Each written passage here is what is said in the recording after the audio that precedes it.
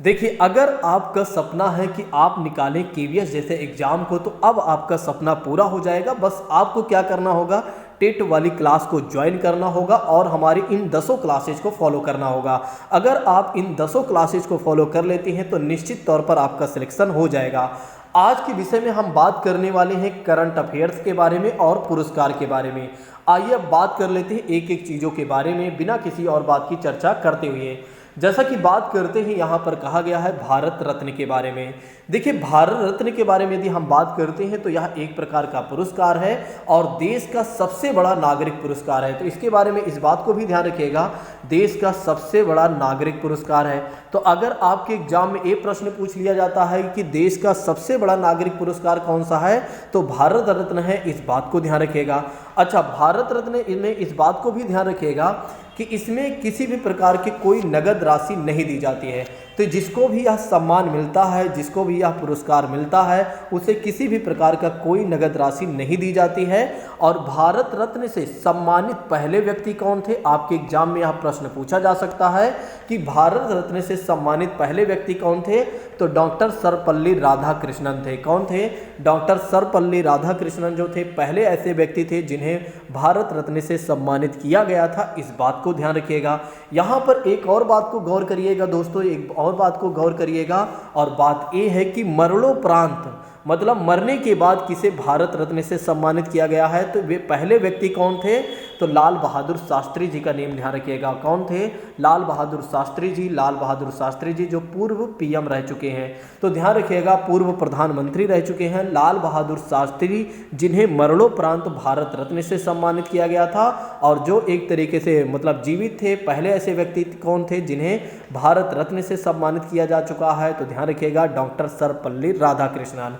ठीक है, तो कब दिया जाता है ये मैंने आपको बताया ही है। जिन्होंने कला के क्षेत्र में अच्छा काम किया हो, साहित्य के क्षेत्र में अच्छा काम किया हो, विज्ञान और सार्वजनिक क्षेत्र में जिन्होंने अच्छा काम किया हो, उन्हें भारत रत्न से सम्मानित किया जाता है। अच्छा, यह पुरस्कार कब से चल रहा है या इस पुरस्कार की शुरुआत कब से हुई, तो 1954 में इसकी शुरुआत हुई थी। तो ध्यान रखिएगा इसके बारे में कौन कौन सी बातें आपको ध्यान रखना है कि कब से इसकी शुरुआत हुई, किन क्षेत्रों में दिया जाता है और किन्हें पहले मिला हुआ है, और मरणोपरांत किन्हें मिला हुआ है। तो किन्हें पहले मिला हुआ है ये बातें ध्यान रखिएगा, डॉक्टर सर्वपल्ली राधाकृष्णन, और मरणोपरांत किन्हें मिला हुआ है, तो लाल बहादुर शास्त्री को मिला हुआ है।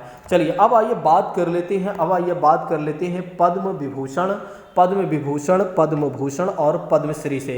तो ये भी एक प्रकार का पुरस्कार है और इसकी शुरुआत कब की गई थी, तो 1954 में शुरुआत की गई थी। तो इसकी भी शुरुआत कब की गई थी, 1954 में ही की गई थी, इस बात को भी ध्यान रखिएगा। और सरकारी कर्मचारियों द्वारा दी गई सेवाओं सहित किसी भी क्षेत्र में जिन्होंने बहुत अच्छा काम किया हुआ हो सेवा के क्षेत्र में, उन्हें पद्म विभूषण और पद्म भूषण और पद्मश्री से सम्मानित किया जाता है। देखिए, भारत रत्न के बाद अगर देखा जाए, तो भारत रत्न के बाद यदि देखा जाए तो पद्म विभूषण जो है दूसरा सबसे बड़ा पुरस्कार है। फिर उसके बाद तीसरा कौन सा है, पद्म भूषण है, और चौथा कौन सा है, पद्मश्री है। इस बात को भी ध्यान रखिएगा। अगर इसमें इस बात को ध्यान रखिएगा। चलिए अब आइए बात कर लेते हैं तीसरे पुरस्कार के बारे में। तो तीसरा पुरस्कार कौन सा है दोस्तों, भारतीय ज्ञानपीठ पुरस्कार। तो भारतीय ज्ञानपीठ पुरस्कार के बारे में यदि हम बात करते हैं तो इसकी शुरुआत कब की गई थी, 1965 में शुरुआत की गई थी। तो इसकी शुरुआत कब की गई थी, तो 1965 में इसकी शुरुआत की गई थी। और कब दिया जाता है, तो ध्यान रखिएगा किसी भी भारतीय भाषा में जिन्होंने अच्छा काम किया हो, यानी कि साहित्य के क्षेत्र में जिन्होंने अच्छा काम किया हो, उसे क्या दिया जाता है, भारतीय ज्ञानपीठ पुरस्कार दिया जाता है। इसमें इस बात को भी ध्यान रखिएगा, इसमें नगद राशि दी जाती है या पैसे दिए जाते हैं 2.5 लाख रुपए यानी 2.5 लाख रुपए समथिंग इसमें दिए जाते हैं। तो ज्ञानपीठ पुरस्कार की शुरुआत कब की गई थी, तो 1965 में इसकी शुरुआत की गई थी। और किसी भी क्षेत्र में, किसी भी भारतीय भाषा में, मतलब किसी भी भारतीय भाषा में जिसने अच्छा काम किया हो, जो साहित्य के लिए अच्छा काम किया हो, उसे भारतीय ज्ञानपीठ पुरस्कार दिया जाता है। अच्छा, भारतीय ज्ञानपीठ पुरस्कार पाने वाले पहले ऐसे व्यक्ति कौन थे, तो जी शंकर कुरुप थे। तो भारतीय ज्ञान, इस बात को ध्यान रखिएगा कि इस क्षेत्र में पहले पाने वाले व्यक्ति कौन थे, जी शंकर कुरुप थे। इस बात को भी ध्यान रखिएगा। चलिए अब आइए बात करते हैं अर्जुन पुरस्कार के बारे में। देखिए अर्जुन पुरस्कार के बारे में यदि हम बात करते हैं तो इसकी शुरुआत हुई थी 1961 में। विभिन्न खेलों में उत्कृष्ट योगदान करने वाले खिलाड़ियों को मानव संसाधन मंत्रालय के खेल विभाग द्वारा दिया जाता है और इसमें 50,000 रुपये की राशि दी जाती है। तो अर्जुन पुरस्कार की शुरुआत कब की गई थी? तो 1961 में इसकी शुरुआत की गई थी। जो तमाम तरह के खेलों में जिन्होंने अच्छा काम किया हो, जिन खिलाड़ियों ने अच्छा काम किया हो, ठीक है, उन्हें दिया जाता है। और किस मंत्रालय द्वारा दिया जाता है? मानव संसाधन मंत्रालय यानी कि खेल विभाग के द्वारा इसे दिया जाता है। कौन सा पुरस्कार है? अर्जुन पुरस्कार है। और जिसमें कितनी राशि दी जाती है? तो 50,000 रुपये की राशि दी जाती है। अब आइए बात कर लेते हैं अगले पुरस्कार के बारे में। देखिए अगला पुरस्कार है द्रोणाचार्य पुरस्कार। अब द्रोणाचार्य पुरस्कार के बारे में बात करते हैं तो इसकी शुरुआत कब की गई थी? तो 1985 में शुरुआत की गई थी। तो खेल प्रशिक्षकों के उनके उत्कृष्ट सेवा हेतु खेल विभाग मानव संसाधन मंत्रालय द्वारा इसे दिया जाता है। तो जो एक तरीके से ट्रेनर होते हैं खेल वाले, उन्हें दिया जाता है। जिन्होंने अच्छा काम किया हो उन्हें यह दिया जाता है। ठीक है, मानव संसाधन मंत्रालय द्वारा दिया जाता है और इसमें 75,000 रुपये की राशि दी जाती है। तो कितने हज़ार रुपये की राशि दी जाती है? तो 75,000 राशि पुरस्कार दी जाती है। देखिए द्रोणाचार्य पुरस्कार तो सीधा आप गुरु से संबंधित रख लेते हैं। ठीक है, और तो जैसे कि बात करते हैं गुरु द्रोण के बारे में बात करते हैं तो उनसे समझ लेते हैं। जो गुरु को दिया जाता है वो है द्रोणाचार्य पुरस्कार। कब इसकी शुरुआत की गई थी? तो 1985 में। चलिए नेक्स्ट बात कर लेते हैं अगले पुरस्कार के बारे में। तो अगला पुरस्कार है नोबेल पुरस्कार। अच्छा, नोबेल पुरस्कार की शुरुआत कब हुई थी? तो 1901 में हुई थी। स्वीडिश अकादमी द्वारा दिया जाता है और भौतिक, चिकित्सा, रसायन, शांति, साहित्य और अर्थशास्त्र के क्षेत्र में दिया जाता है। तो स्वीडिश अकादमी द्वारा दिया जाता है। किस अकादमी द्वारा दिया जाता है? तो स्वीडिश अकादमी द्वारा दिया जाता है। भौतिक के क्षेत्र में, चिकित्सा के क्षेत्र में, रसायन के क्षेत्र में, शांति के क्षेत्र में, साहित्य व अर्थशास्त्र के क्षेत्र में दिया जाता है। इस बात को ध्यान रखिएगा। तो नोबेल पुरस्कार की शुरुआत कब हुई थी? तो 1901 में हुई थी और स्वीडिश अकादमी द्वारा दिया जाता है और भौतिक क्षेत्र में, चिकित्सा क्षेत्र में, रसायन के क्षेत्र में, शांति और साहित्य व अर्थशास्त्र में जिन्होंने अच्छा योगदान दिया हो उन्हें नोबेल पुरस्कार दिया जाता है। और कब दिया जाता है, कब से इसकी शुरुआत हुई थी? तो 1901 में इसकी शुरुआत हुई थी। अब आइए बात कर लेते हैं इसी के साथ अगले प्रश्न के बारे में। तो अगला प्रश्न क्या कहता है? अगला पुरस्कार कौन सा है? तो मैग्सेस पुरस्कार है। अब मैग्सेस पुरस्कार के बारे में बात करते हैं तो इसकी शुरुआत कब हुई थी? तो 1957 में इसकी शुरुआत हुई थी। तो मैग्सेस फाउंडेशन द्वारा जन सेवा, सरकारी सेवा, पत्रकारिता, सामुदायिक नेतृत्व, अंतर्राष्ट्रीय सद्भाव के लिए दिया जाता है, जो कि $50,000 के रूप में इसमें दिया जाता है। इस बात को भी ध्यान रखिएगा। तो मैग्सेस पुरस्कार की शुरुआत कब हुई थी? तो 1957 में इसकी शुरुआत हुई थी। और मैग्सेस फाउंडेशन जो कि फिलीपींस में है, मैग्सेस फाउंडेशन, उसके द्वारा दिया जाता है जिन्होंने अच्छा जन सेवा यानी कि लोगों की सेवा को किया हो, सरकारी सेवा अच्छा किया हो, या पत्रकारिता में बढ़िया काम किया हो, और सामुदायिक नेतृत्व काम किया हो, अंतर्राष्ट्रीय सद्भावना बढ़ाने के लिए जिन्होंने काम किया हो, उन्हें मैग्सेस पुरस्कार से सम्मानित किया जाता है। और कब से कब से पुरस्कार चालू है? तो 1957 से। नेक्स्ट बात करते हैं अगला पुरस्कार है दोस्तों, ध्यान रखिएगा, जवाहरलाल नेहरू अंतर्राष्ट्रीय पुरस्कार है। तो जवाहरलाल नेहरू अंतर्राष्ट्रीय पुरस्कार की शुरुआत कब हुई थी? तो 1965 में इसकी शुरुआत हुई थी। अंतर्राष्ट्रीय सद्भावना और मैत्री के क्षेत्र में विशिष्ट योगदान के लिए इसकी शुरुआत की गई थी और 15 लाख रुपए के रूप में अगर देखा जाए तो ये दिया जाता है। तो जवाहरलाल नेहरू अंतर्राष्ट्रीय पुरस्कार 1965 से दिया जा रहा है और सद्भावना व मैत्री के क्षेत्र में विशिष्ट योगदान जिन्होंने दिया हुआ है उसे क्या दिया जाता है? जवाहरलाल नेहरू अंतर्राष्ट्रीय पुरस्कार दिया जाता है। और इसकी शुरुआत हुई थी 1965 में और 15 लाख रुपए इसमें राशि भी दी जाती है। चलिए नेक्स्ट बात कर लेते हैं इंदिरा गांधी अंतर्राष्ट्रीय शांति पुरस्कार की बात करते हैं। तो 1984 में इसकी शुरुआत हुई थी। अंतर्राष्ट्रीय शांति बनाए रखने के लिए निशस्त्रीकरण एवं विकास के क्षेत्र में जिन्होंने योगदान दिया हो तो उन्हें 25 लाख रुपए की राशि दी जाती है, इंदिरा गांधी अंतर्राष्ट्रीय शांति पुरस्कार। चलिए नेक्स्ट बात करते हैं सखारोव शांति पुरस्कार के बारे में बात करते हैं। तो इसकी शुरुआत की गई थी 1988 में। मानवाधिकार की रक्षा के लिए जिन्होंने अच्छा काम किया हो उन्हें दिया जाता है सखारोव शांति पुरस्कार दिया जाता है। नेक्स्ट बात करते हैं गोविंद बल्लभ पंत पुरस्कार के बारे में बात करते हैं। तो इसकी शुरुआत हुई थी 1993 में। तो इसकी शुरुआत कब की गई थी? 1993 में। और सर्वश्रेष्ठ सांसदों को दिया जाता है, ठीक है। जो सांसद अच्छा काम करते हैं, जो सांसद देखिए सांसद उन्हें कहा जाता है जो लोकसभा या राज्यसभा में बैठते हैं, उन्हें सांसद कहा जाता है। तो जिन सांसदों ने अच्छा काम किया हो उन्हें क्या दिया जाता है, गोविंद बल्लभ पंत पुरस्कार दिया जाता है, और 1 लाख रुपए के रूप में। नेक्स्ट बात करते हैं कलिंग पुरस्कार के बारे में बात करते हैं। तो इसकी शुरुआत हुई थी 1952 में। तो इसकी शुरुआत कब हुई थी, तो 1952 में, और विज्ञान को लोकप्रिय बनाने के लिए यूनेस्को द्वारा इसे दिया जाता है। 1000 पाउंड इसमें मिलता है। तो विज्ञान को लोकप्रिय बनाने के लिए जिन्होंने काम किया हो यूनेस्को द्वारा यह पुरस्कार दिया जाता है। ध्यान रखिएगा, आपके एग्जाम में पूछा जा सकता है कि कलिंग पुरस्कार किस क्षेत्र में दिया जाता है और किसके द्वारा दिया जाता है।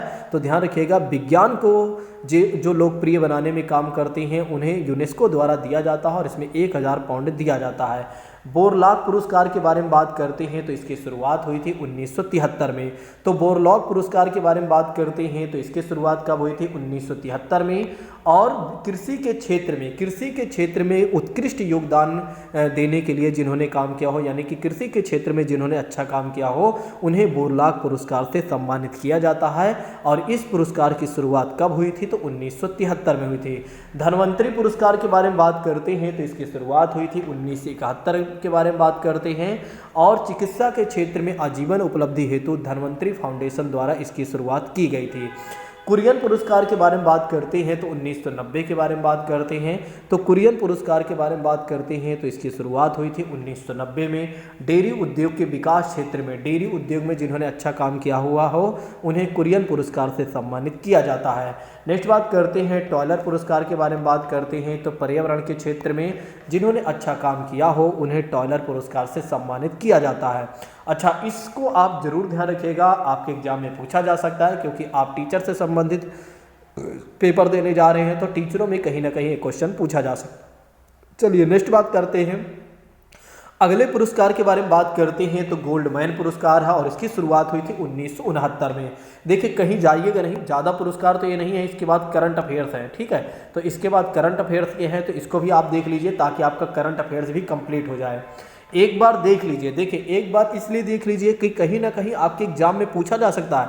उसमें आपके सिलेबस में साफ साफ लिखा हुआ है कि पुरस्कारों से भी पूछा जाएगा प्रश्न, और उसमें ये भी लिखा है कि करंट में भी पूछा जा सकता है और ट्रेडिशनल में भी पूछा जा सकता है। तो इसलिए आप इसे बिल्कुल भी नज़रअंदाज ना करें। जो छात्र इसे नज़रअंदाज करता है कहीं ना कहीं वो हो सकता है आगे परेशान हो सकता है। मैं इसीलिए कहूँगा उन सभी छात्रों से कि बिल्कुल भी आप इसे नज़रअंदाज ना करें। तो गोल्डमैन पुरस्कार के बारे में बात करते हैं। तो इसकी शुरुआत हुई थी 1969 में। पर्यावरण संरक्षण में उत्कृष्ट योगदान देने के लिए गोल्डमैन फाउंडेशन द्वारा इसकी शुरुआत की गई थी। तो किस फाउंडेशन द्वारा इसकी शुरुआत की गई थी, तो गोल्डमैन फाउंडेशन द्वारा इसकी शुरुआत की गई थी, जो पर्यावरण के संरक्षण में जिन्होंने विशेष योगदान दिया हो। नेक्स्ट बात करते हैं ग्लोबल 500 के बारे में बात करते हैं। तो ग्लोबल 500 के बारे में बात करते हैं। तो संयुक्त राष्ट्र एवं पर्यावरण कार्यक्रम के द्वारा पर्यावरण के क्षेत्र में दिया जाता है। तो संयुक्त राष्ट्र एवं पर्यावरण कार्यक्रम के द्वारा पर्यावरण के क्षेत्र में ग्लोबल 500 पुरस्कार दिया जाता है, इस बात को ध्यान रखिएगा। चलिए नेक्स्ट बात करते हैं दादा साहब फाल्के पुरस्कार के बारे में बात करते हैं। तो इसकी शुरुआत कब की गई थी, तो 1971 में इसकी शुरुआत की गई थी। भारतीय सिनेमा के विकास में उल्लेखनीय योगदान देने के लिए 2 लाख रुपए के रूप में अगर देखा जाए तो दादा साहब फाल्के पुरस्कार दिया जाता है। तो ध्यान रखिएगा, इसमें दादा साहब फाल्के पुरस्कार में क्या है कि 2 लाख रुपए दिया जाता है जिन्होंने भारतीय सिनेमा में अच्छा काम किया हो। चलिए नेक्स्ट बात करते हैं ऑस्कर पुरस्कार के बारे में बात करते हैं। तो इसकी शुरुआत हुई थी 1929 में। अंग्रेजी भाषा में प्रदर्शित उत्कृष्ट फिल्म के लिए दिया जाता है। और गोल्डन ग्लोब पुरस्कार के बारे में बात करते हैं। तो इसकी शुरुआत हुई थी 1943 में। हॉलीवुड द्वारा सर्वोत्कृष्ट फिल्म के लिए दिया जाता है। तो गोल्डन ग्लोब पुरस्कार के बारे में बात करते हैं। तो इसकी शुरुआत हुई थी 1943 में। हॉलीवुड द्वारा प्रदत्त सर्वोत्कृष्ट फिल्म के लिए दिया जाता है। गोल्डन पांडा पुरस्कार के बारे में बात करते हैं। तो वन्य जीवन पर अंतर्राष्ट्रीय फिल्म के लिए दिया जाता है, इस बात को भी ध्यान रखिएगा। तो वन्य जीवन पर अंतर्राष्ट्रीय फिल्म के लिए दिया जाता है गोल्डन पांडा पुरस्कार। बीडी गोयनका पुरस्कार के बारे में बात करते हैं। तो 1984 में इसकी शुरुआत की गई थी।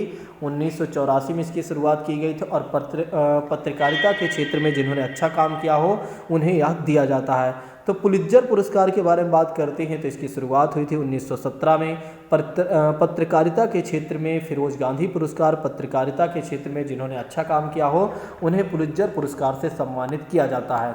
चलिए अब आइए बात कर लेते हैं करंट अफेयर्स के बारे में। यदि आप नए हैं तो चैनल को सब्सक्राइब कर लीजिए, यदि आप पुराने हैं तो दूसरों को शेयर कर दीजिएगा। देखिए कहीं जाइएगा नहीं, देखिए आपके लिए क्लास बहुत ही महत्वपूर्ण है, आपके लिए क्लास बहुत ही महत्वपूर्ण है। यदि आप पूरी क्लास को देखिए, अब देखिए आप एक बार सोचिए कि 10 क्लास मैं आपको प्रोवाइड कराऊंगा तो कहीं ना कहीं तो थोड़ा समय लगेगा ना, 5 मिनट में तो कोई काम होगा नहीं।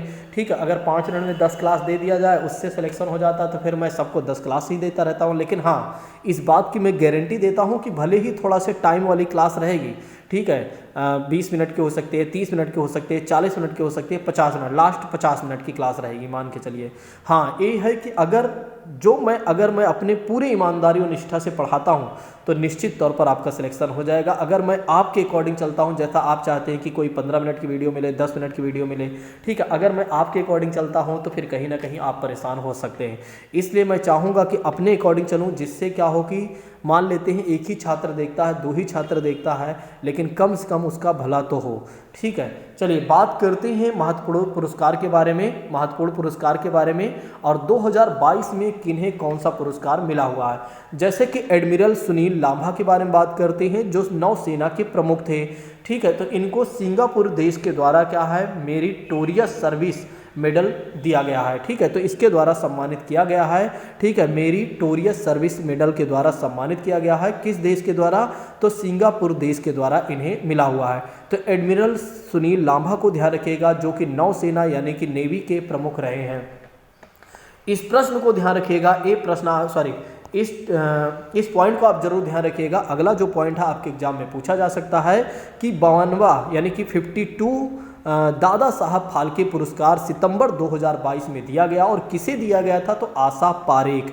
इनका नेम तुरंत अपनी कॉपी में लिख लीजिएगा कि 52वां यानी कि 52 दादा साहब फाल्के पुरस्कार सितंबर 2022 में दिया गया और किसे दिया गया था, तो आशा पारेख को दिया गया था। अक्टूबर 2022 के बारे में बात करते हैं। अक्टूबर 2022 के बारे में बात करते हैं तो अक्टूबर 2022 में बुकर पुरस्कार 2022 से को सम्मानित किया गया। तो अक्टूबर 2022 में बुकर पुरस्कार 2022 में किसको सम्मानित किया गया था, सेहान करुणा तालिका को दिया गया था, सेहान करुणा तिलका को दिया गया था। इस बात को ध्यान रखिएगा। तो ये बातें जरूर ध्यान रखिएगा कि अक्टूबर 2022 में बुकर पुरस्कार 2022 में किसे सम्मानित किया गया है, तो सेहान करुणा तालिका को। ठीक है, तालिका या तिलका याद रखिएगा, जो भी आएगा लगा दीजिएगा। चलिए नेक्स्ट बात करते हैं, अगला पुरस्कार कौन सा है, तो 31वें मतलब 31वें अगर बात करते हैं सरस्वती सम्मान से किसे सम्मानित किया गया है, तो प्रोफेसर रामदरस मिश्र को। प्रोफेसर रामदरस मिश्र को 31वें यानी कि 31वें सरस्वती सम्मान से सम्मानित किया गया था। चलिए किया गया है। नेक्स्ट बात करते हैं 75वें बाफ्टा पुरस्कार 2022 के सर्वश्रेष्ठ फिल्म पुरस्कार किसे दिया गया है, तो कौन सी फिल्म ने जीता हुआ है, the power of the dog के बारे में ध्यान रखिएगा।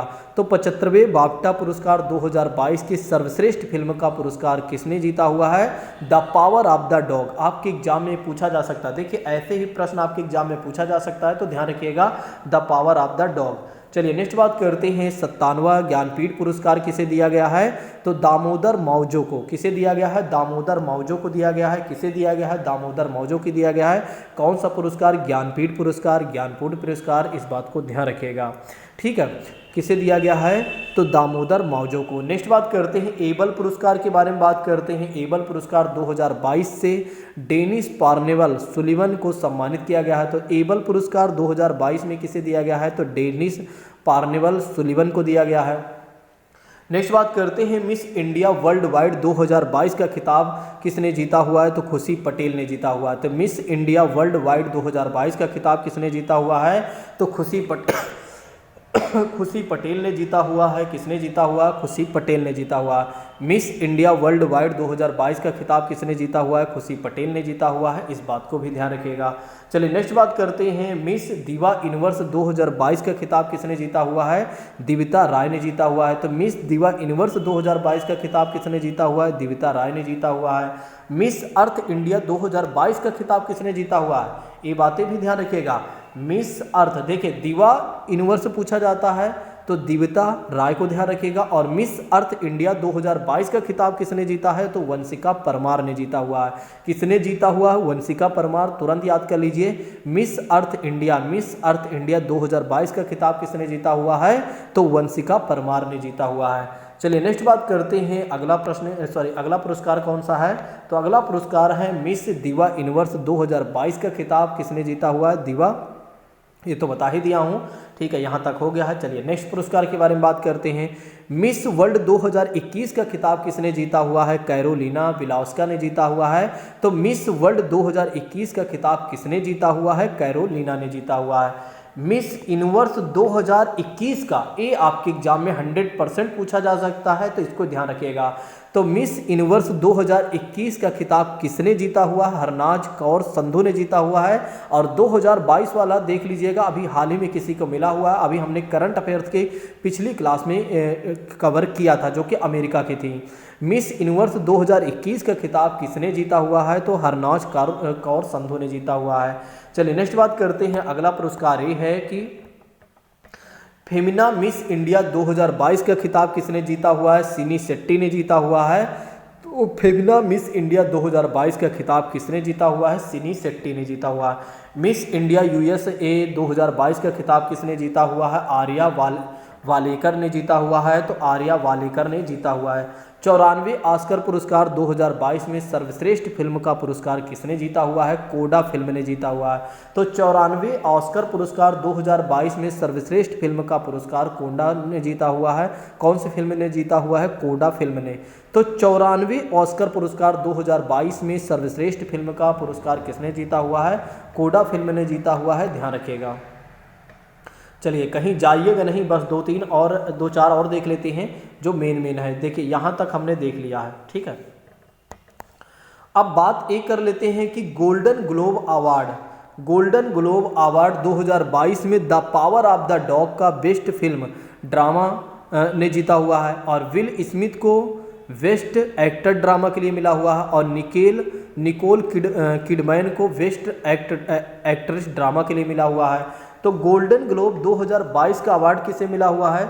जैसे कि बात करते हैं the power of the dog के बारे में बात करते हैं, तो इसको बेस्ट फिल्म ड्रामा के लिए मिला हुआ है। और जो बिल स्मिथ हैं, इनको भी बेस्ट ड्रामा के लिए मिला हुआ है। और निकोल किडमैन को भी बेस्ट ड्रामा के लिए मिला हुआ है। तो इसको भी आप ध्यान रखिएगा, बेस्ट एक्ट्रेस ड्रामा के लिए इन्हें मिला हुआ है। तो ज़्यादा आप मत ध्यान रखिएगा, the power of the dog का नेम ध्यान रखिएगा। ड्रामा यानी कि एक तरीके से फिल्म है जो कि बहुत बेहतर है, और ड्रामा इसमें थोड़ा सा दिखाया गया है, ठीक है। तो मतलब एक तरीके से ड्रामे पर ही फिल्म बनती है, ऐसा नहीं है, कोई रियलिटी चीज़ें होती हैं, रियल होती हैं, ठीक है। चलिए नेक्स्ट बात करते हैं। वर्ष 2022 में जीशान ए लतीफ़ को फोटो पत्रकारिता की श्रेणी में रामनाथ गोयनका पुरस्कार 2019 से सम्मानित किया गया है। तो वर्ष 2022 में जीशान ए लतीफ़ को फोटो पत्रकारिता श्रेणी में रामनाथ गोयनका पुरस्कार 2019 मिला हुआ है।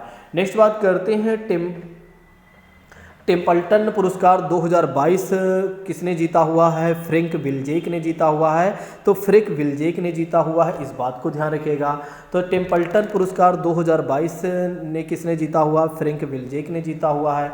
नेक्स्ट बात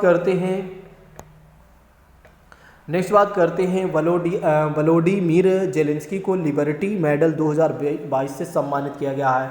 तो वलोडिमीर जेलेंस्की के बारे में बात करते हैं, तो इनको लिबर्टी मेडल 2022 से सम्मानित किया गया है। चलिए नेक्स्ट बात करते हैं, एक दो और पुरस्कार देख लेते हैं। यहाँ तक हमारा हो गया है, तो मेन ही देख लेते हैं। एक तो इस पुरस्कार को देख लेते हैं। स्वाति पीरामल को फ्रांस के सर्वोच्च नागरिक सम्मान knight of the legion honour से सम्मानित किया गया है। तो स्वाति पीरामल को फ्रांस के सर्वोच्च नागरिक का सम्मान मिला हुआ है। तो ये आपके एग्जाम में पूछा जा सकता है कि किन्हें यह पुरस्कार मिला हुआ है जो सर्वोच्च के नागरिक पुरस्कार के रूप में मिला हुआ है। तो knight of the legion of honour से किसे सम्मानित किया गया है? स्वाति पीरामल को। किसे सम्मानित किया गया है? स्वाति पीरामल को। चलिए नेक्स्ट बात करते हैं राष्ट्रीय लता मंगेशकर पुरस्कार सम्मान 2021 से 2022 तक में अगर देखा जाए तो किसे मिला हुआ है? तो कुमार सानू को मिला हुआ है। चलिए नेक्स्ट बात करते हैं आईफा 2022 में सर्वश्रेष्ठ अभिनेता पुरस्कार किसे मिला हुआ है? तो अभिनेता के रूप में अगर देखा जाए तो किसे मिला हुआ है? विक्की कौशल को मिला हुआ है, और जिन्होंने सरदार उधम में बहुत अच्छा काम किया हुआ है। और सर्वश्रेष्ठ अभिनेत्री के बारे में बात करते हैं तो कृति सेनन को मिला हुआ है, जिन्होंने फिल्म मिमी किया था। और सर्वश्रेष्ठ निर्देशक के बारे में बात करते हैं तो विष्णुवर्धन को मिला हुआ है, जिन्होंने शेरशाह वाली फिल्म में अच्छा काम किया हुआ। और सर्वश्रेष्ठ फिल्म के बारे में बात करते हैं तो शेरशाह फिल्म को मिला हुआ है, ये भी आप ध्यान रखिएगा। एक बार मैं फिर से इसको दोहराना चाहूँगा ताकि आपको याद रहे, और इससे एक क्वेश्चन आपको 100% मिल सकता है। देखिए आईफा 2022 में सर्वश्रेष्ठ अभिनेता के रूप में किसे मिला हुआ है? तो विक्की कौशल को मिला हुआ है। और कौन सी फिल्म के लिए मिला हुआ है? सरदार उधम के लिए। सर्वश्रेष्ठ अभिनेत्री के बारे में बात करते हैं तो कृति सेनन को मिला हुआ, जिन्होंने फिल्म मिमी में काम किया हुआ है।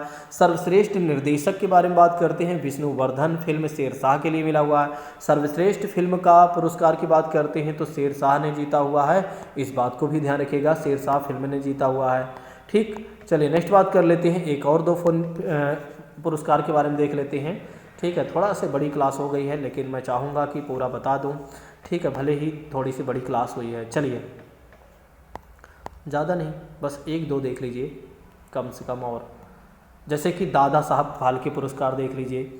देखिए दादा साहब फाल्के पुरस्कार, सॉरी 1 मिनट, इसको छोड़ देते हैं, नहीं चलिए बता ही देता हूँ। 64वें ग्रैमी अवार्ड 2022 में एल्बम ऑफ द ईयर का अवार्ड VR को दिया गया है। ठीक है, तो ज़्यादा मत ध्यान रखिएगा। दादा साहब फाल्के पुरस्कार 2022 में film of the year award Pushpa को मिला हुआ है, जो कि आप जानते हैं।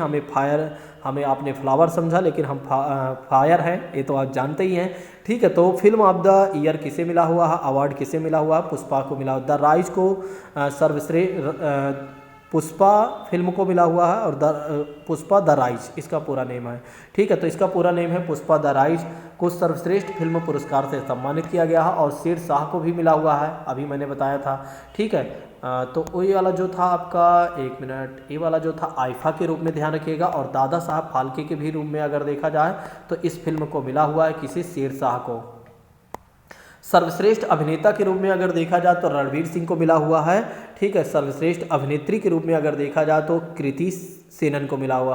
कृति सेनन को दोनों पुरस्कार मिला हुआ, आईफा भी मिला हुआ है और दादा साहब फाल्के भी पुरस्कार मिला हुआ है। ठीक है, और इसमें एक फिल्म है जिसे दोनों मिला हुआ, एक शेरशाह फिल्म को ध्यान रखिएगा जिसको आईफा और दादा साहब फाल्के पुरस्कार मिला हुआ। ऐसे क्वेश्चन आपके एग्जाम में पूछे जा सकते हैं। चलिए नेक्स्ट बात करते हैं, यूनेस्को शांति पुरस्कार 2022 से एंजेला मार्केल को सम्मानित किया गया है। तो यूनेस्को शांति पुरस्कार 2022 से एंजेला मार्केल को सम्मानित किया गया है, इस बात को ध्यान रखिएगा। चलिए नेक्स्ट बात करते हैं, ममता बनर्जी को पहले बांग्ला अकादमी पुरस्कार से सम्मानित किया गया है। ठीक है, तो ममता बनर्जी को पहले बांग्ला अकादमी पुरस्कार से सम्मानित किया गया है, इस बात को भी ध्यान रखिएगा। आपके एग्जाम में ये प्रश्न बन सकता है कि बांग्ला अकादमी पुरस्कार से सम्मानित किसे किया गया है या किस राज्य के मुख्यमंत्री को किया गया है? तो पश्चिम बंगाल के मुख्यमंत्री ममता बनर्जी को किया गया है। इस पुरस्कार से बांग्ला अकादमी पुरस्कार से सम्मानित किया गया है। नेक्स्ट बात करते हैं, Laureus sportsman of the year 2022 के लिए अगर देखा जाए तो किसे चुना गया है? मैक्स वेरस्टेपेन को चुना गया है। विश्व खाद्य पुरस्कार से सम्मानित किया गया है किसे? डॉक्टर सिंथिया रोसेनविग को दिया गया है। ठीक है, विश्व खाद्य पुरस्कार से सम्मानित किसे किया गया है? डॉक्टर सिंथिया को, रोसेनविग को। नेक्स्ट बात करते हैं, चमेली देवी जैन पुरस्कार 2021 से सम्मानित किया गया है, तो आरिफा जौहरी को सम्मानित किया गया है। सुभाष चंद्र बोस आपदा प्रबंधन पुरस्कार 2022 किसे सम्मानित किया गया है? प्रोफेसर विनोद शर्मा को किया गया है। सुभाष चंद्र बोस आपदा प्रबंधन पुरस्कार 2022 किसे सम्मानित किया गया है? तो प्रोफेसर विनोद शर्मा को सम्मानित किया गया है। ऑर्डर ऑफ मेरिट पुरस्कार के बारे में बात करते हैं, वेंकी रामकृष्णन को दिया गया है। तो ऑर्डर ऑफ मेरिट पुरस्कार किसे दिया गया है? ऑर्डर ऑफ मेरिट पुरस्कार किसे दिया गया है? तो वेंकी रामकृष्णन को दिया गया है। इस बात को भी ध्यान रखिएगा। तो दोस्तों, जैसा कि आपने देखा, हमने आपको पुरस्कार के बारे में सब कुछ बता दिया। तो पुरस्कार से संबंधित जितने भी अब प्रश्न आपके बनेंगे, एक भी प्रश्न मुझे नहीं लगता है कि गलत होंगे, क्योंकि मैंने बहुत अच्छे तरीके से आपको बता दिया है, ट्रेडिशनल के रूप में और करंट के रूप में भी। तो आपने देखा कि जैसे हमने आपसे प्रॉमिस किया था कि 10 क्लास में, तो कहने का मतलब ये होगा कि हर एक क्लास अपने आप में बहुत महत्वपूर्ण होगी, क्योंकि उसमें कुछ भी नहीं छूटेगा, पूरा सिलेबस कवर किया जाएगा हर एक क्लास में। बस आप देखते चलिए, निश्चित तौर पर आपका सिलेक्शन हो जाएगा। ठीक है, यदि आप लोगों को क्लास बेहतर लगी हो तो एक बार कमेंट करके बताइएगा। Thank you so much. जय हिंद दोस्तों, take care all of you.